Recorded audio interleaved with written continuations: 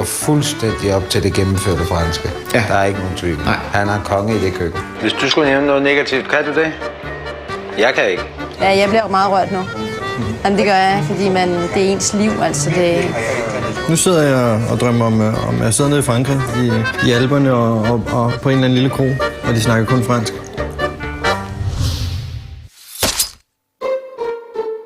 Værtskabet for mig er lidt blandet, men der var nogle ting, hvor hun ligesom gjorde noget, hun ydede noget over det, jeg havde forventet, og gjorde mig glad med, at jeg fik noget øst og så videre. Det har været så super godt. De er professionelle, og det er helt ud til fingerspidserne. Og de er hjertelige, og de er nærværende. Ja, så for værtskabet skal de have et 10-tal. Helt klart. Jeg kan godt se, hvor de vil hen med deres indretning, og det kan godt være, at jeg ikke er enig om det, at vi har samme holdninger. Men der var nogle ting, som skar i mine øjne, som jeg synes trækker ned, og jeg vil give dem et 7-tal for indretning. For indretning af den, og så videre, der giver vi et 7-tal. Ja.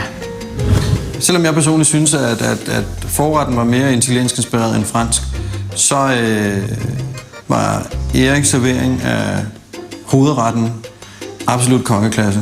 Det er klart 10-tal værd, at man går ind og smider en sabel og en halv ko og laver sådan en sindssygt god bearnaisesauce.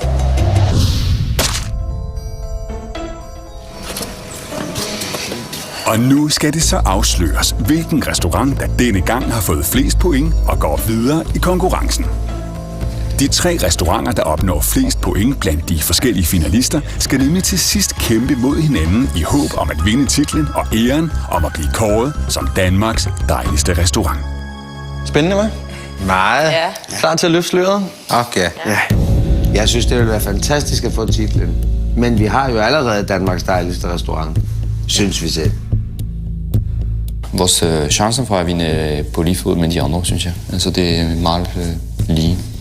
Ja, jamen det bliver jo spændende at se, hvem der løber med medaljen. Meget. Ja. Min egen chance for at vinde, der har jeg ikke store forventninger til det. Jeg synes, jeg er oppe imod et stærkt felt, og vores mad er stadigvæk meget anderledes. Så vi er helt klart, at vi er nok på sidelinjen. Vi skal have det afsløret, og sådan er det. Der er svaret. Ja. Og hvem der skal give middag? Ja, ikke mindst det. Jeg synes, det er oplagt, at vinderen skal give middag. Der skal vel være en eller anden bagside ved at leve med medaljen. Skal vi løfte glasset og sige skål, nu jeg får lov at være toastmaster? Det synes jeg. Ja. Jamen, jeg skal være toastmaster, og jeg skal læse op begrundelserne for, hvem der er blevet en første, anden og tredje plads. Ja. Og få spændingen udløst. Ja. Jamen lad os da se på det. Tredjepladsen har fået kommentarerne. Der er god stemning, en afslappet facon. Det er en wow-oplevelse, og stedet springer alle rammer for, hvad man normalt forventer af en restaurant. Andenpladsen går til en restaurant, som har en fantastisk yderst professionel betjening. Maden er veltilberedt, fuld af lækre og friske råvarer, og portionerne er lige tilpas. Førstepladsen er til et sted med sjæl. Man føler sig straks velkommen, og der er god og cool service. Og skal vi så se at forvente de bræt? Ja. Lad os gøre se det. Hvad der står.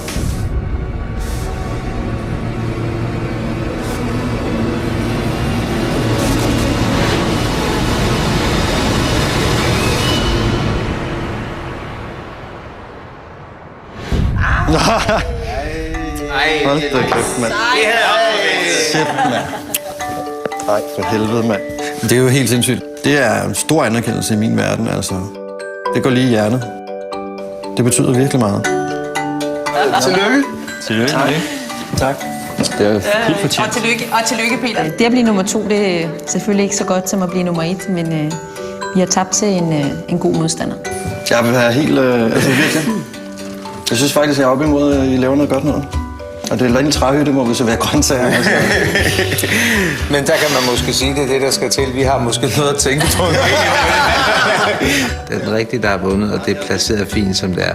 Ja, selvfølgelig vil man gerne være nummer 2 her. Altså, man vil også gerne være nummer 1. Det er jo ikke noget med det at gøre, men jeg synes, det er fint. Så vi glæder os til at spise middag. Ja. I er mere end velkomne. Skål. Shit, mand. Det er det hele rystende. Men vil det så sige, at andenpladsen skal give frokost? Det kunne være dejligt. Hvad skal vi så? Natmad? Nej, men jeg tænker, kan vi ikke bare give underholdning med et eller andet til? Og så kan det godt være, at det ikke er noget for dem, men de skal kvæles igennem det. Jo, så får de det. Ja. Let påklædte piger og fadøl. Yes. Wow.